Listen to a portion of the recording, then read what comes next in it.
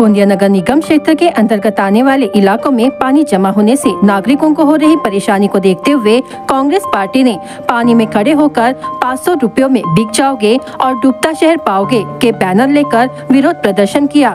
यह विरोध प्रदर्शन गोंदिया शहर के मामा चौक पर किया गया। 500 रुपए में बिक जाओगे, एक मुर्गे में बिक जाओगे, ठेकेदार को आमदार बनाओगे। चौक पर गट्टू लगाया गया था, लेकिन नाली का निर्माण नहीं होने के कारण अन्य स्थानों से नाली का पानी सड़क पर आ रहा है और नागरिक व स्कूली छात्र छात्राएं पानी से जाकर परेशानी का सामना करना पड़ रहा है। यह स्थिति यही नहीं है, बल्कि शहर के गोरेलाल चौक, हनुमान चौक सहित अन्य जगहों पर भी ऐसी स्थिति देखी जा रही है। इसलिए बाढ़ से घिरे गोंदिया शहर में कई दुकानों के सामने पानी जमा हो जाने के कारण दुकानें बंद रखनी पड़ रही है और नागरिकों को अपने घरों के सामने दरवाजे बंद करने की नौबत आ गई है।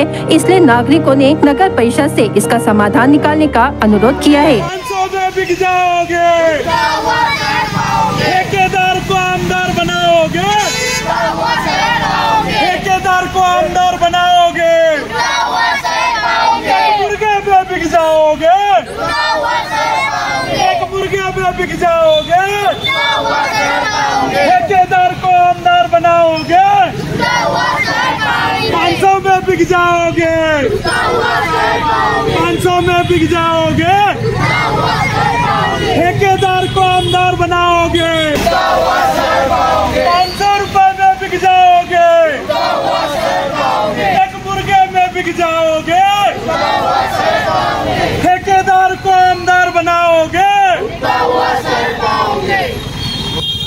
आज मी इथं मामा चौकामध्ये एक आपल्या सगळे कार्यकर्त्यांसोबत आंदोलन करत आहे।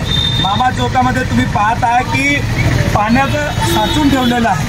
हीच परिस्थिती पूर्ण शहरामध्ये, ते आपल्या नगर परिसर असो किंवा शंकरलाल चौक असो, गोरेलाल चौक असो किंवा नेहरू चौक असो, प्रत्येक चौकात पाण्याने डबाडब भरून आहे।